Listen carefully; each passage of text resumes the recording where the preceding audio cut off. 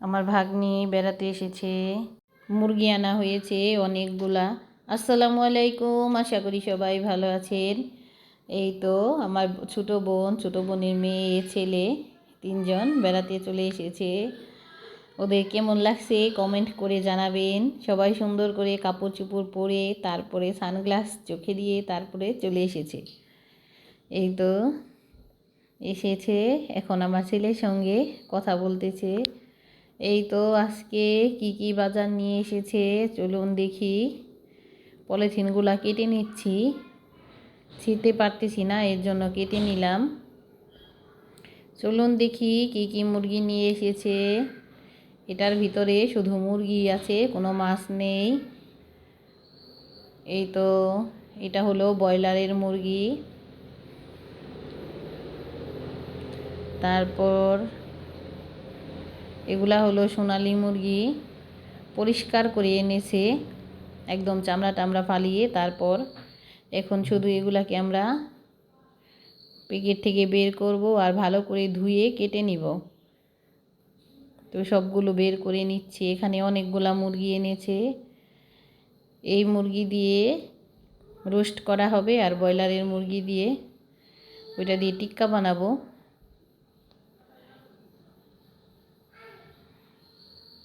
তো সবগুলা মুরগি বের করে নিলাম।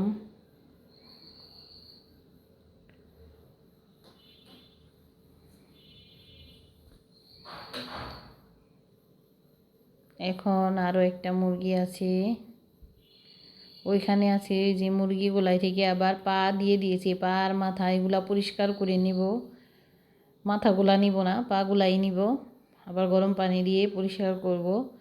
আর এটার ভিতরে আছে দেখি আরেকটা কি মুরগি বের হয়, বটি দিয়ে কাটতে হবে, সবগুলা অনেক মজবুত করে বাঁধা।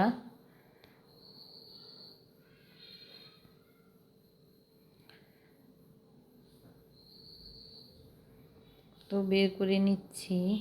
এটা হলো ডিম পাড়া মুরগি, কক মুরগি বলি আমরা। এটা অনেক ওজন। এগুলা সব এটা বানানো না, এটা আমরা বানিয়ে নিব আর চামড়াটাও পরিষ্কার করে নিব সুন্দর করে। এখানে অনেকগুলা মুরগি, অনেক সময় লাগবে পরিষ্কার করতে। এই তো কাটা শেষ, এখন ধুয়ে সব পরিষ্কার করে একবারে ফ্রিজে রাখবো পানি ঝরিয়ে। এখানে আছে কক মুরগি, তারপরে ব্রয়লারের মুরগি, আলাদা আলাদা প্যাকেট করে নিব। এখানে হাত পাও পরিষ্কার করা হয়ে গেছে। এখানে রোস্টগুলা ভালো করে ধুয়ে নিচ্ছি, একদম পরিষ্কার করে কমপ্লিট করে রাখবো যেন রান্নার সময় দেরি না হয়। ওইখানে মুরগির পেট থেকে ডিম বের হয়েছে। এগুলা সব কিছু প্যাকেট করে রান্নাঘর থেকেই নিয়ে এসেছি। এখন এগুলা ফ্রিজে রাখবো। কেমন হয়েছে আমার মুরগির কোটা ধোয়া সবাই কমেন্ট করে জানাবেন। এই ছিল আজকের বাজার। সবাই ভালো থাকবেন, সুস্থ থাকবেন। আল্লাহ হাফেজ।